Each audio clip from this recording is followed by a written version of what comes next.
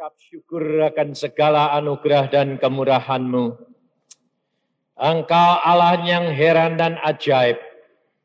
Pada malam hari ini Tuhan, kami boleh memuji dan memuliakan nama-Mu. Dan kami boleh mengerti akan kebesaran dan ajaib-Mu, di mana Engkau nyatakan di dalam kehidupan kami pribadi demi pribadi. Dan malam hari ini Tuhan, kami mohon Engkau ubahkan kami jadi baru. Dan kami pulang dengan pembaharuan yang daripada-Mu. Karena kami tahu Engkau menjadikan kami baru. Karena Kristus yang membaharui semuanya ini. Terima kasih Tuhan akan anugerah dan kemurahan-Mu. Tuhan Roh Kudus, Engkau urapi kami pribadi demi pribadi. Dan tanamkan apa yang Engkau kehendaki di dalam kehidupan kami, supaya kami dapat menjadi saksi-Mu yang hidup. Dalam nama Tuhan Yesus kami mengucap syukur semua perkara ini. Amin. Silakan duduk, saudara. Saudara-saudara yang kasih dalam Tuhan, kalau kita sudah mendengar akan kesaksian dari Mas Yok, adakah di antara saudara yang berani mengaminkan? Atau saudara berkata, wah susah ya. Kalau saudara tidak berani mengaminkan, tandanya saudara itu masih terikat oleh dunia ini. Hidup kekristenan harus lepas dari ikatan dunia ini dan kita terikat dengan Yesus.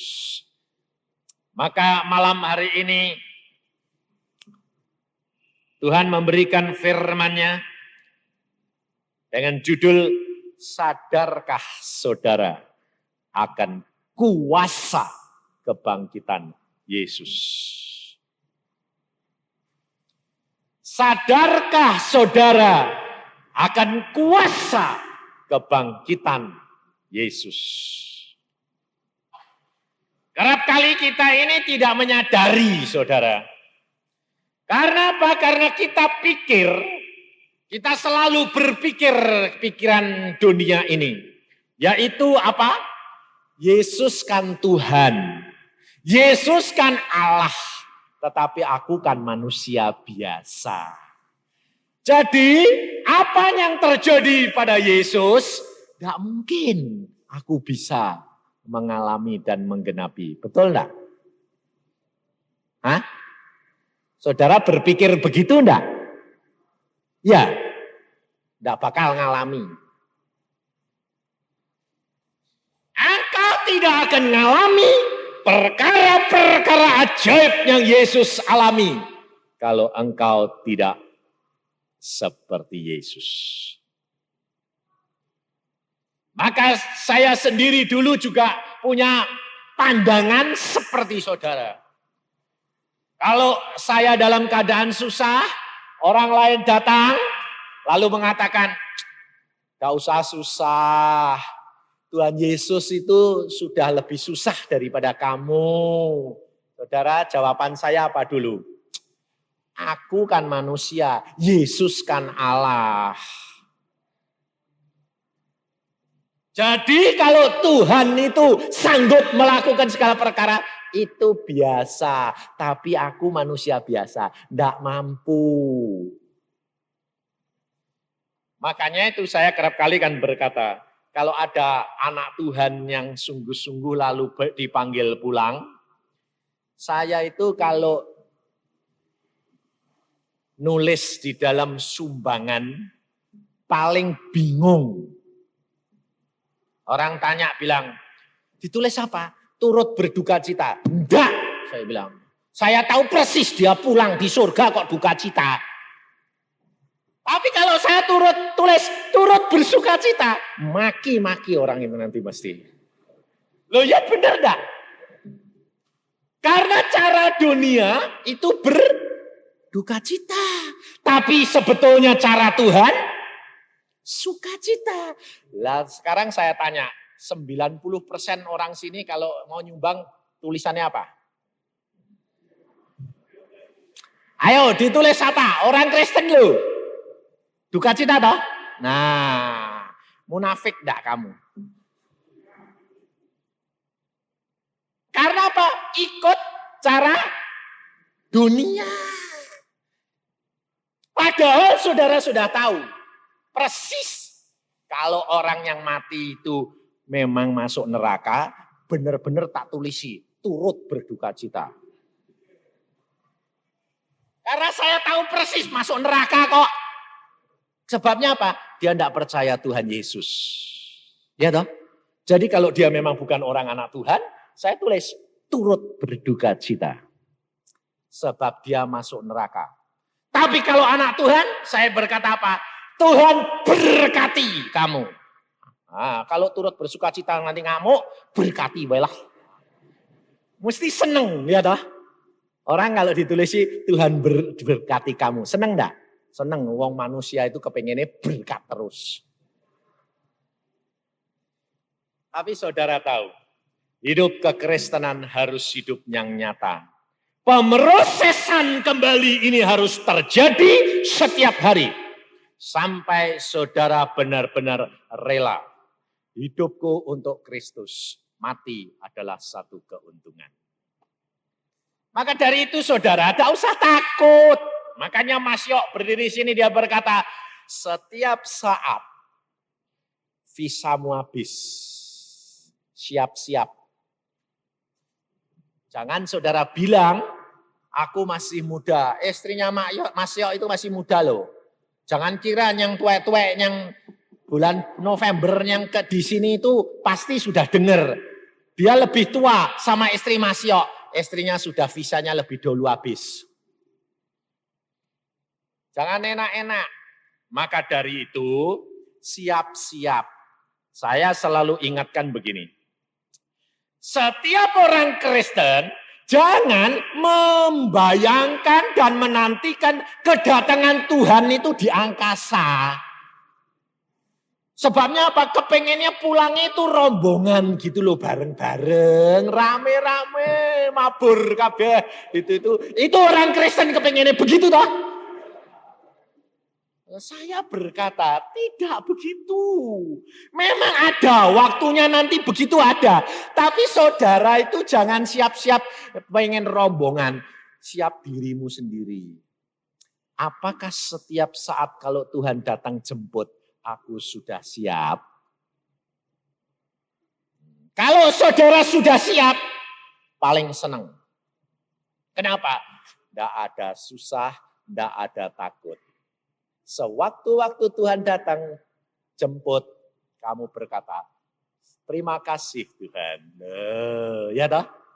Dijemput kekasih kok malah nangis.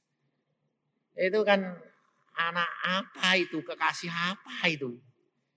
Kalau nyanyi Allah Maha Kuasa Tuhan Yesus, aku rindu kepadamu.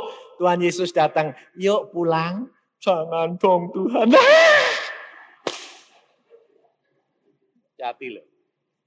Kenapa saya berani berkata begitu? Saya di Surabaya sudah pernah dijemput Tuhan. Bukan dijemput Tuhan. Visanya habis. Jantungnya berhentian, visanya habis toh. Di rumah Surabaya, di rumah Jemur Sari. Jam 12 malam saya kaget karena apa? Nggak bisa napas. Terus saya bilang, loh, aku kok tidak bisa napas. Lalu saya langsung dapat penglihatan jantung saya dicengkeram set oleh satu akar-akar seperti cakar singa. Seret, berhenti. Makanya saya sudah pernah ngalami orang kalau mati itu bagaimana. Sebab saya sudah keluar. Saya lihat, saya sudah keluar. Loh. Apa yang saya pertama kali katakan? Tuhan, jantungku berhenti. Terima kasih. Game. Itu saya ucapkan. Makanya itu, jangan saudara kira enak. Jadi hamba Tuhan itu, tiap perkataanmu harus dipertanggungjawabkan. Makanya saya selalu janji sama Tuhan, apa yang sudah saya alami, yang saya dapat lakukan, saya khotbahkan. Yang aku belum dapat lakukan, aku tidak mau khotbah. Sebab pasti nanti dituntut setan. Sebab setan itu penuntut dan penuduh. Maka pada waktu saya jantungnya berhenti, saya bilang, terima kasih, game, sebentar aku ketemu engkau. Saudara tahu surga terbuka. Surga terbuka, pikir saya, waduh aku disambut. Wah. Lalu Tuhan sendiri saya lihat, dia berkata, Yusa, waktumu, tugasmu belum selesai. Loh, belum selesai, memang belum selesai, wong di Surabaya kurang 4 hari. Saya bilang memang belum selesai, tapi jantungnya berhenti. Lalu Tuhan mengatakan, tidak masalah, visa bisa ditambah.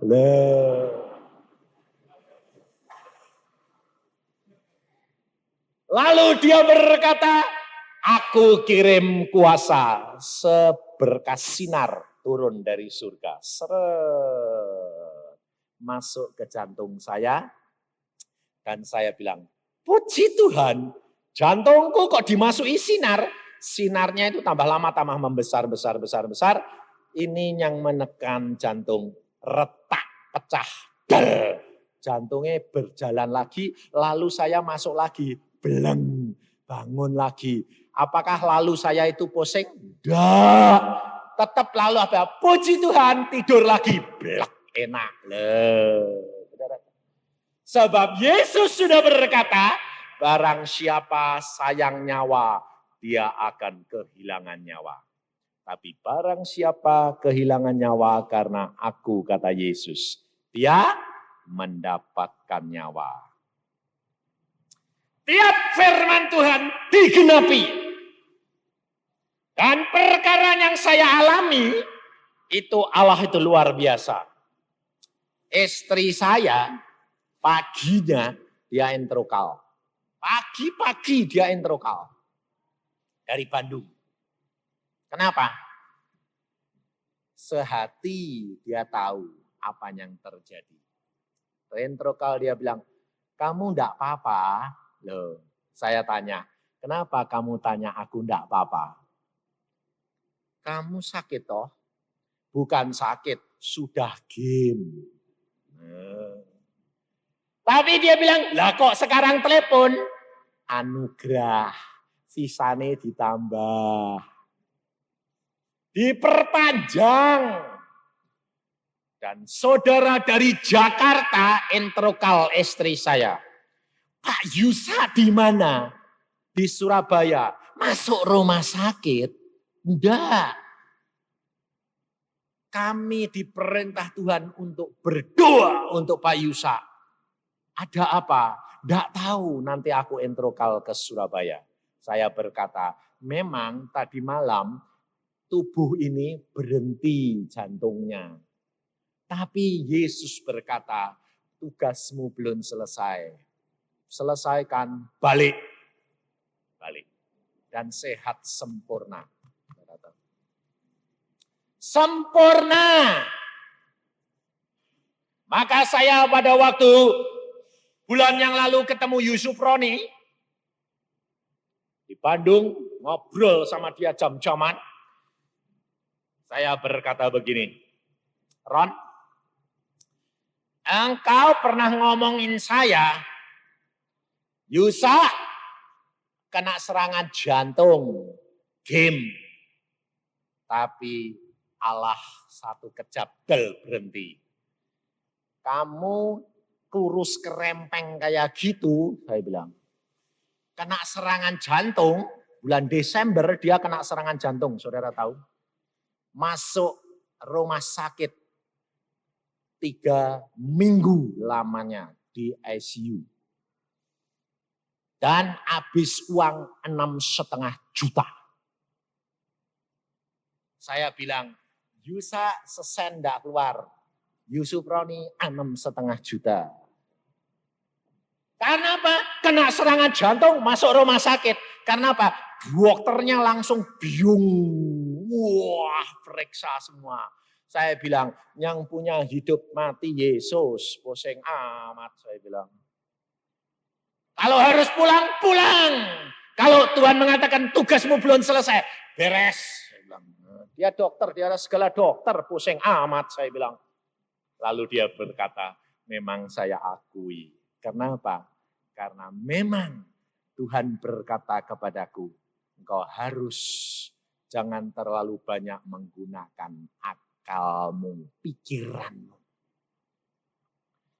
Pikiran kita ini loh saudara, yang menyebabkan kita tidak menyadari akan kuasa kebangkitan Yesus. Karena kepikiran kita ini selalu merasakan bahwa Yesus itu Allah. Aku ini manusia berdosa. Aku tidak dapat sama dengan Yesus.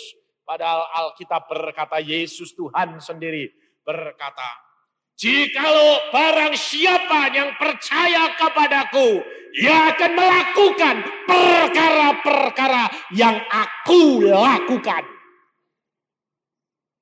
Yesus Tuhan sendiri berkata, barang siapa, tidak satu orang, barang siapa yang percaya kepadaku, kata Yesus, dia akan melakukan perkara-perkara yang aku lakukan, bahkan lebih besar daripada yang aku lakukan.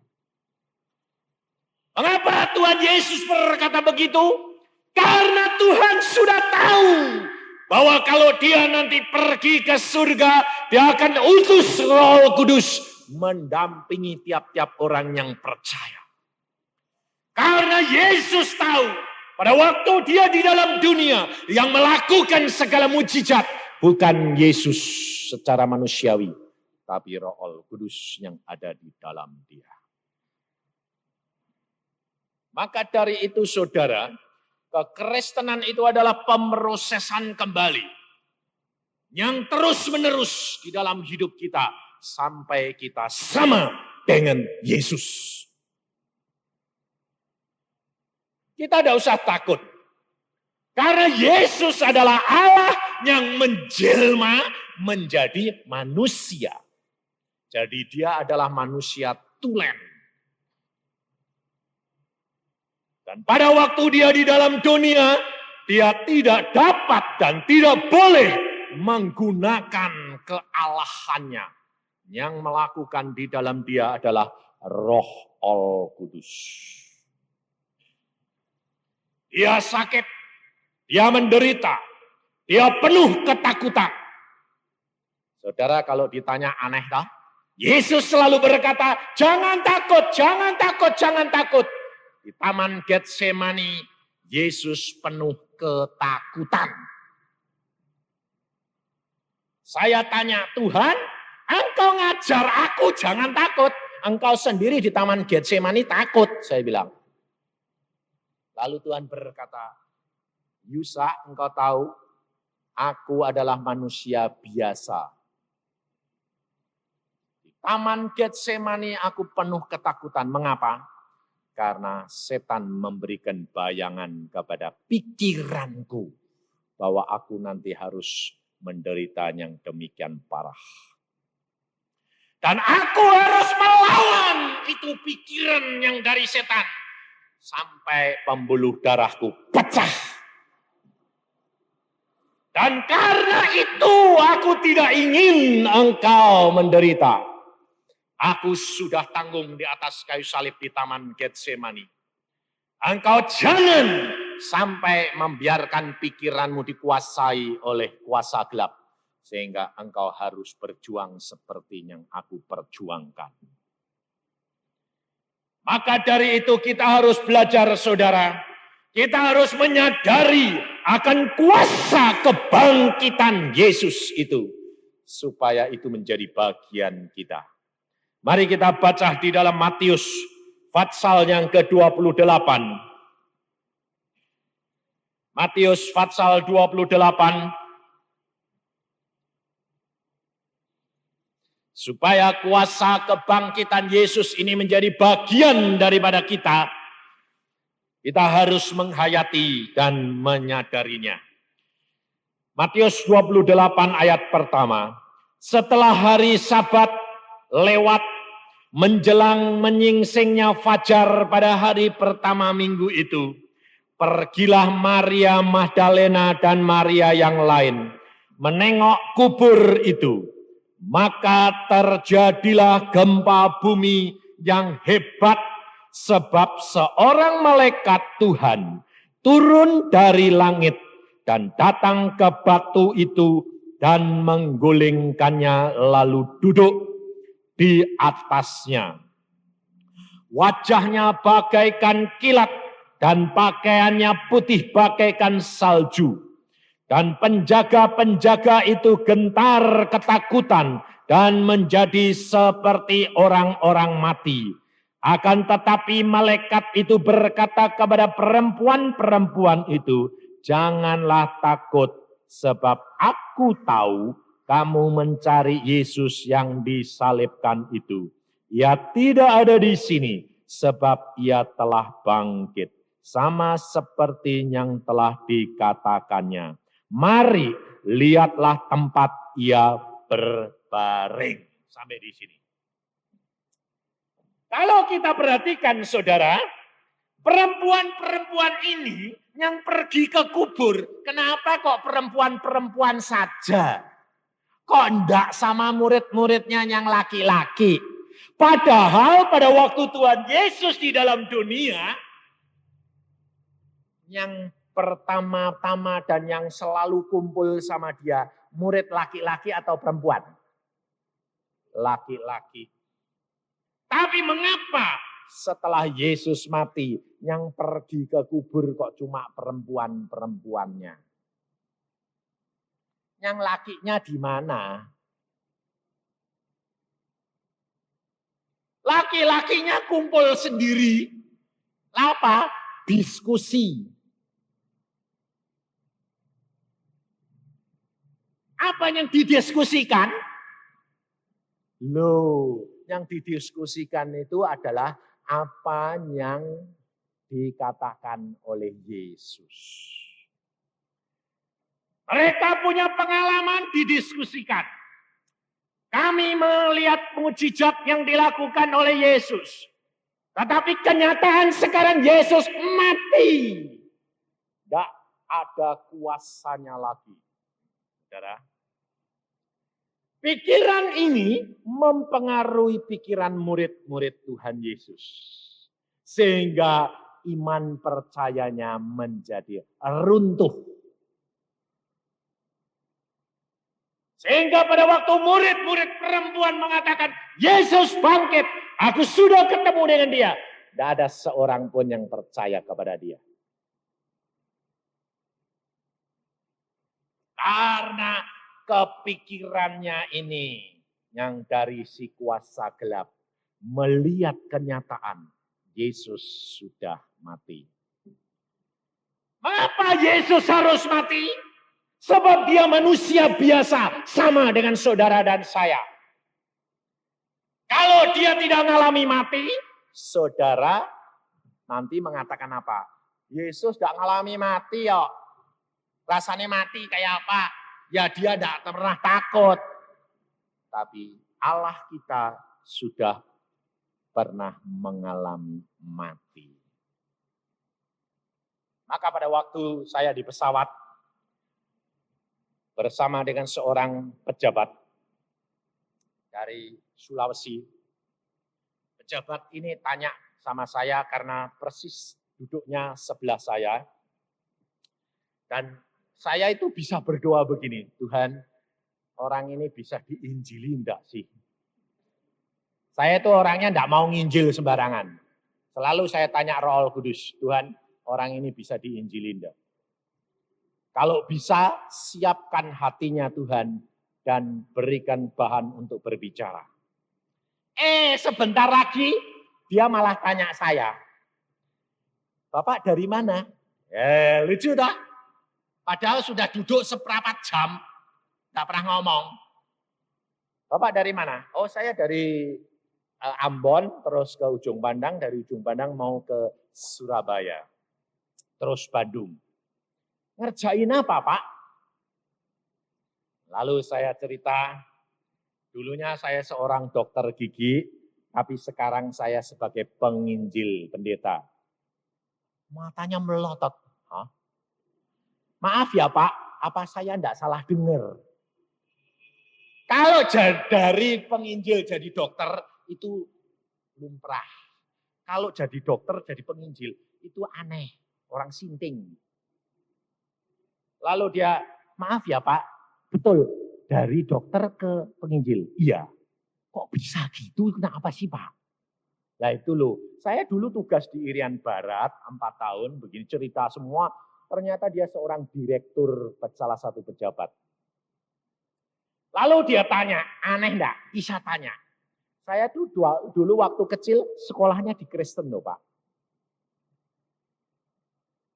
Tapi saya enggak bisa ngerti itu Pak. Lah wong Yesus itu anak, katanya anak Allah. Loh Allah kok punya anak? Jawaban saya enggak seperti biasanya saya berdoa. Jawabnya, untuk orang ini Tuhan, yang paling cocok itu yang apa? Lalu Tuhan berkata begini, jawab saja, saya bilang. Oke, Bapak salah. Allah tidak pernah punya anak. Sebab Allah enggak kawin. Lah iya, betul toh Pak? Iya. Lah tapi kenapa Yesus kok dinamakan anak Allah? Soalnya Allah itu yang menciptakan langit dan bumi. Dia berkuasa melakukan segala perkara dan dia bisa menciptakan manusia. Gampang enggak? Gampang. Lah kalau dia masuk dalam perutnya manusia, gampang enggak? Oh ya gampang Pak. Nah masalahnya itu. Allah masuk perutnya Maria, manusia Maria, dan dia diperanakan. Jadi dia disebut Allah yang diperanakan. Allah anak. Lalu dia melongok, dia bilang, oh gitu ya, dia bisa ya kalau gitu. Iya. Saudara tahu, seorang pun tidak dapat bertobat tanpa Roh Kudus yang membawa dia. Saudara. Jangan ada yang sombong mengatakan bahwa aku menobatkan seseorang. Tidak ada seorang pun dapat datang kepada Yesus tanpa ditarik oleh Bapa. Maka dari itu kalau saudara malam hari ini ada di tempat ini, kesulitan kesukaranmu, mengapa? Membayangi terus. Sebab saudara ditipu sama setan. Karena apa? Karena setan selalu membayangi. Kesulitanmu lebih besar. Kesulitanmu besar. Tidak ada jalan keluar. Yesus, dia sudah mati. Maria Magdalena dan Maria yang lain dia pergi ke kubur. Cari siapa? Cari mayat Yesus. Karena dia tidak pernah memasukkan perkataan Yesus dalam hatinya dan pikirannya. Yesus sudah berkata, malaikat ini menyimak kata-kata Yesus. Dia sudah bangkit seperti yang dikatakannya kepadamu. Tetapi Maria belum pernah ingat lagi kata-kata Yesus. Demikian juga keadaan saudara. Saudara lupa apa yang dikatakan oleh firman Tuhan. Kuasa kebangkitannya dikatakan di dalam Alkitab. Saudara lupa. Yang saudara ingat adalah dan bayangkan adalah apa? Kesukaran saudara. Kesulitan saudara. Saudara selalu mengatakan tidak mungkin. Tidak mungkin. Memang tidak mungkin untuk manusia. Tapi mungkin untuk Allah. Saya tadi barusan bicara sama hamba Tuhan Samudi. Dia bilang, saya ini ya kadang-kadang kok ya masih masuk ya. Lalu pikirannya gini, aku ini enggak punya anak, kalau nanti aku tua, kalau aku masuk angin, yang ngeroi siapa? Yang melihara siapa? Lalu saya katakan, itu pikiran, lepaskan, buang jauh-jauh. Aku yang punya anak, tidak punya pikiran gitu kok. Jangan mau punya pikiran, kalau aku nanti aku tidak punya anak, kalau aku nanti sakit, siapa yang ngeroi? Itu iman sakit. Lalu kalau kamu punya anak, sakit, ada yang ngeroi, imanmu gitu, ya kamu nanti sakit-sakitan, ngeroi terus. Kalau saya tidak mau, saya bilang, saya punya anak, tapi tidak pernah punya pikiran. Besok kalau aku mati, harta bendaku tak bagi. Tidak. Harta benda anak milik Tuhan. Kalau Tuhan berkata tugasmu selesai, pulang. Lalu harta bendamu milik Tuhan. Tuhan yang atur. Anakku pulang, pulangan. Tuhan yang punya. Pusing amat. Sebabnya apa saudara? Punya anak, kalau sudah gede, nggak bisa ngeroi, kawin digondol orang pergi luar kota. Sakit, mbok manggil, nak mama sakit. Pak, bojoku dewek ya sakit. Nah, lalu ngeroi apa? Malah sakit hati, dikerok atine tiyeng tambah sakit. Betul enggak? Loh, coba Mas Yok itu anaknya kan duduk sebelahnya. Kalau kawin nanti dibawa digondol suaminya enggak toh? Apa lalu gini, bapak sendirian kasihanlah Mas. Lalu kalau suami bilang, bapakmu atau aku milih oh. Nah, bingung bapak. Lalu bilang, ya wes turuto. Ya toh? Saudara jangan memikirkan. Sebab apa? Alkitab berkata, Musa pada waktu dia mau pulang tetap sehat. Saya sendiri selalu berdoa, Tuhan, waktu selesai, aku masih sehat. Pulang, Tuhan berkata, pulang, amin. Tidak perlu kerok-kerokan sampai sakit dulu. Nah, jadi tidak usah ditunggoni toh. Tidak usah. Bikin susah orang. Maka dari itu saudara, kita harus tanamkan dulu dalam pikiran kita. Pikirannya Yesus. Sebab Yesus menemui perempuan-perempuan yang lemah. Bukan laki-laki yang merasa dirinya kuat. Perempuan Maria Magdalena, perempuan yang pergi ke kubur, dia datang ke sana berhadapan dengan kenyataan. Tentara-tentara yang menjaga kubur, tidak bakal boleh kuburnya dibuka. Batu yang besar, tidak mungkin mereka dapat menyingkirkan. Tapi justru orang yang lemah, Allah kirim malaikat untuk menolong dia. Dan Yesus bangkit, tidak ditolong oleh seorang pun.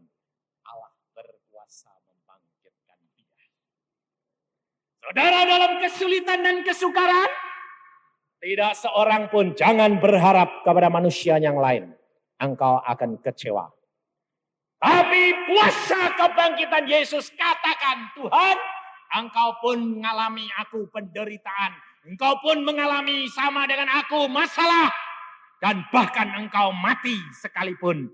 Tapi Allah sanggup membangkitkan. Engkau pun sanggup membangkitkan aku. Tapi satu perkara, keluarkan segala masalahmu dari pikiranmu. Letakkan kepada Yesus. Engkau akan keluar. Pasti. Yesus sudah berkata. Yesus sudah mengalami kematian. Ada waktunya 3 hari di dalam kubur. Ada waktunya dia dianiaya. 3 hari dianiaya. Ada waktunya. Saudara pun sebagai murid Yesus, ada waktunya harus mengalami masalah demi masalah. Supaya saudara bergantung kepada Allah yang Maha Kuasa. Jangan saudara kira kalau saya tidak punya masalah, sama. Saya barusan mengalami, mau muter di Jawa Barat, Jawa Tengah. Pulang-pulang, tidak bawa sejahtera, bawa masalah saya. Kenapa? Karena pikiran saya kejebak kuasa gelap. Kejebaknya di mana? Saya menginjil di Jepara, di Melongo, di Kudus, di Semarang, di Solo, di Kebumen, di Jogja, di Purworejo, di Pati. Apa yang saya lihat? Semua masalah penderitaan. Ini mempengaruhi pikiran saya. Lalu setan yang ngomong begini. Loh, lihat. Semua penderitaan ya toh. Tapi kalau Allah mau nolong bisa enggak? Bisa. Semua tergantung Allah. Lalu saya bilang ini, ya semua tergantung Tuhan. Ya percumalah. Semuanya kosong, semuanya sia-sia yang diusahakan manusia. Lalu semangat saya itu kempes. Lalu hidup saya ini loyo. Sehingga saya pulang sampai di Bandung, rumah sedang di-upgrade sama istri saya. Berantakan semua, capek-capek, masuk kamar mandi, mau mandi, gak ada gantungannya. Udah copot-copot, loh. Gantungan gak ada sekarang. Taruh di mana ini? Pakai pakaian lagi ke mana gantungannya? Istri saya bilang, kan masih berantakan. Oh ya sudah, saya ngambil kursi, taruh situ, mandi, asal selesai. Masuk kamar, mau sisiran, hilang sisirnya. Sisirnya mana? Saya tanya lagi, sisirnya di mana? Kok udah dibaliknya gone tempatnya toh? Langsung istri saya bilang, kamu ini pulang-pulang gak bawa damai, malah bawa masalah. Aku sudah cepat-cepat beresin semua, tetap dicela. Mak dijek. Salah lagi. Lalu saya diam saja. Salah ini, saya minta ampun Tuhan, salah lagi Tuhan. Lalu besoknya bicara sama anak saya laki-laki. Anak-anak saya ini beli ini kok bingung. Saya bilang, pikiran kok pelin-pelan kayak gitu. Mbok yang tepat. Jangan ngaco gitu, muka belakang, depan, gak karuan. Aku bilang. Anak saya kena diek, rasanya dihina. Nangis. Saya sedang ada tamu, saya bicara sama tamu. Setelah selesai, saya datang. Mana Denny, saya bilang, saya mau ngomong lagi kok. Saya tadi ngomong apa? Istri saya bilang, gila, gara-gara kamu tuh nangis di kamar. Loh kenapa? Ngomongin anak kok pelin-pelan segala macam. Salah lagi ya. Lalu istri saya berkata begini, sudah pokoknya malam ini tidur, besok diselesaikan. Saya berkata, tidak.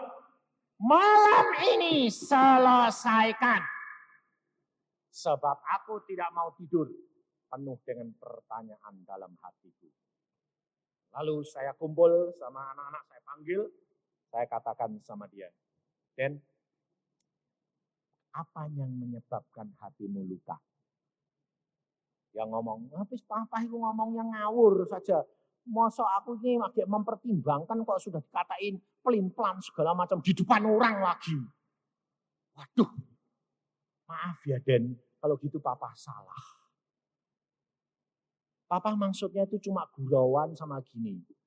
Ya tapi gurauan tapi enggak gitu toh pacaran. Oh ya sudah saya salah, papa salah. Papa minta maaf dan hilangkan dari hatimu supaya jangan sampai kamu ditekan setan. Ya sudah, enggak apa-apa, Pak. Wong, Papa sudah sadar, aku ya tahu kalau Papa mungkin ya gitu. Ya sudah, beres. Sembayang bersama, beres, saya tidur gledek. Saudara tahu? Zaman sekarang, roh pemecah keluarga luar biasa.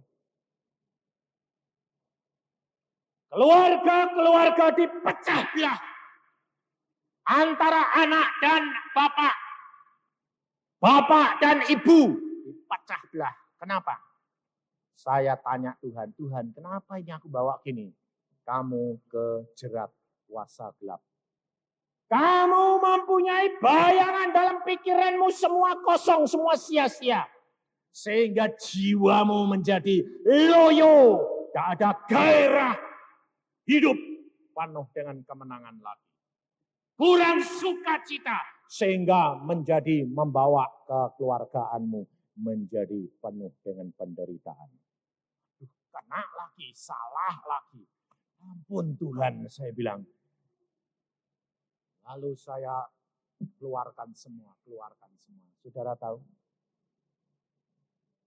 Kenapa? Karena saya sedang berjalan keliling itu. Ayah, anak Tuhan, hamba Tuhan. Berkelahi dengan anaknya umur 14 tahun. Sampai bapaknya tangannya retak. Anaknya dicekek mau dibunuh sendiri. Saya bilang, loh kamu ini sudah simping, itu anakmu toh? Iya, saking jengkele Pak. Saudara tahu? Lalu saya katakan, berdoa, minta ampun, bereskan. Beres. Saudara tahu mengapa sekarang ini perpecahan demikian banyak di antara orang Kristen? Sebab anggota-anggota Satan Church, gereja setan, mereka di Amerika maupun di Afrika, setiap jemaatnya berdoa puasa 40 hari untuk tiap orang menghancurkan 5 keluarga Kristen.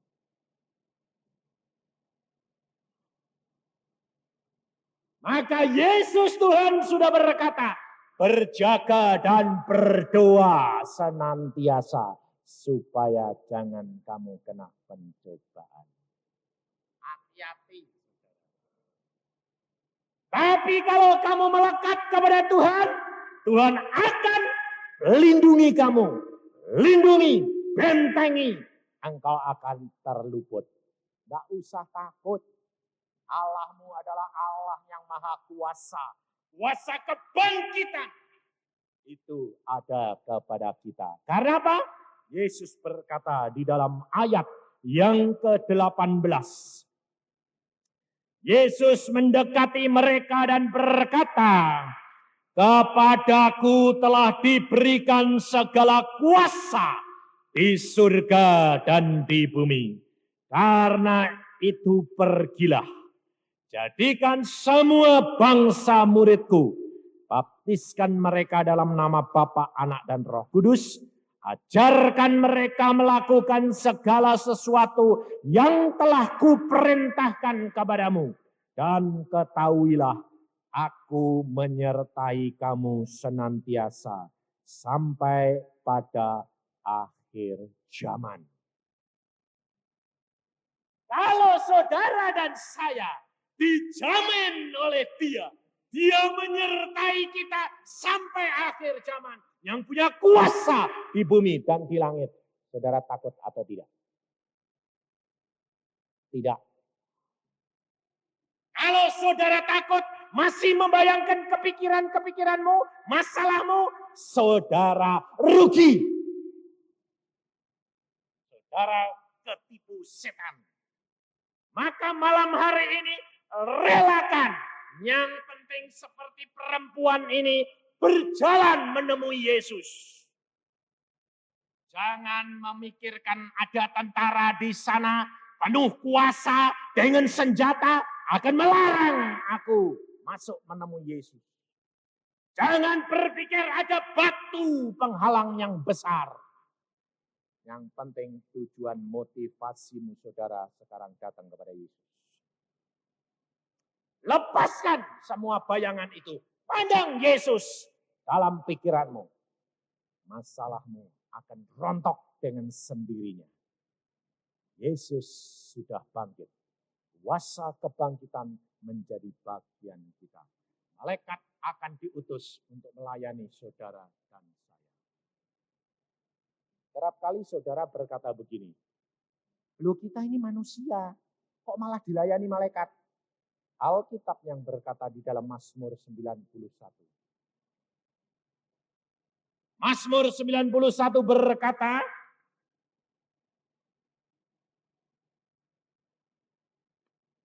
ke-11, sebab malaikat-malaikatnya akan diperintahkannya kepadamu untuk menjaga engkau di segala jalanmu. Mereka akan menatang engkau di atas tangannya, supaya kakimu jangan terantuk kepada batu. Malaikat akan diperintah untuk menjaga kita. Maka dari itu saudara, mulai belajar berdoa. Tuhan, kirimkan malaikatmu untuk menjagai aku. Jangan takut. Alkitab ya dan amin. Kalau anakmu di luar kota atau luar negeri, jangan menjadi ikatan bagi kamu. Anakku bagaimana? Katakan, dalam nama Tuhan Yesus aku minta malaikat jagai anakku. Malaikat akan diperintahkan Allah untuk menjagai anak. Daripada saudara pikirkan apa yang akan terjadi, apa yang akan menimpa, kalau pergi kok tidak pulang-pulang, nanti ada apa? Ini selalu mengikat saudara. Anaknya pergi tidak pulang-pulang bingung. Nanti pacaran dibawa bingung. Nanti kalau terjadi apa-apa, pergi mana saja, jangan pergi tempat gelap-gelap ya nak. Mikir terus. Terikat. Padahal Alkitab sudah berkata, tidak ada batu yang menghalangi. Tidak ada kuasa yang akan dapat menghambat. Malaikat akan diutus untuk melayani saudara. Dan dia akan bertemu dengan Yesus. Dalam kelemahanmu, engkau justru akan menjadi kuat. Kalau justru engkau merasa kuat, di dalam saat itu engkau lemah. Kita perlu Yesus, kuasa kebangkitannya menjadi bagian kita. Katakan, di dalam setiap berdoa, saudara kosongkan hati, bicara kepada jiwamu, katakan, hai jiwaku, engkau adalah anak-anak Allah yang maha tinggi. Yesus selalu beserta dengan engkau. Masalahmu Allah akan selesaikan. Batu yang besar pun akan Allah selesaikan. Tentara yang kuasa pun Allah akan selesaikan. Tidak usah takut. Katakan supaya pikiranmu penuh dengan kuasa kebangkitan Allah. Dan engkau hidup damai sejahtera karena Yesus berkata, damai sejahtera aku berikan kepadamu. Damai sejahtera yang aku berikan tidak sama dengan damai sejahtera yang diberikan dunia. Percayalah kepadaku. Aku menyertai engkau sampai akhir zaman. Amin. Mari kita berdoa.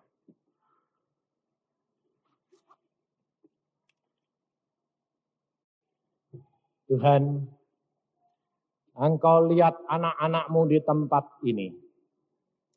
Hamba tahu firman-Mu jelas mengatakan bahwa kuasa kebangkitan ini akan mengubah anak-anak-Mu di tempat ini pada malam hari ini. apabila mereka rela dan menyediakan dirinya untuk sedia seperti perempuan-perempuan itu mencari Engkau pribadi.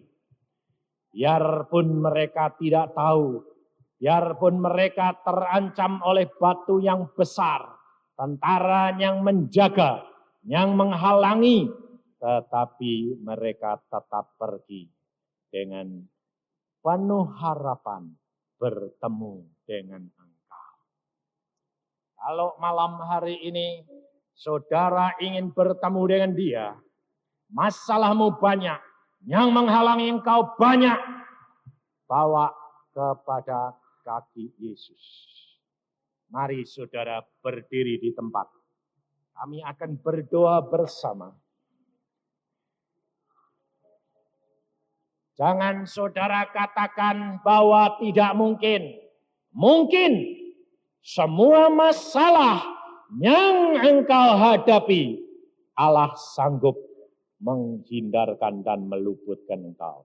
Asalkan engkau sadar akan dosa-dosamu, kelemahanmu, katakan kepada Dia, Tuhan, siapa yang akan menyingkirkan kesusahan, malapetaka, dan kesukaran-kesukaranku yang demikian besar, pencobaan demi pencobaan. Siapa yang akan menghindarkan aku daripada kuasa-kuasa yang menekan aku, mengancam aku? Mari saudara, berdoa pribadi demi pribadi. Yesus hadir, Yesus ada, Dia mendengar doamu. Yakin, Yesus pasti mendengar doamu. Malam hari ini engkau bertemu dengan Dia.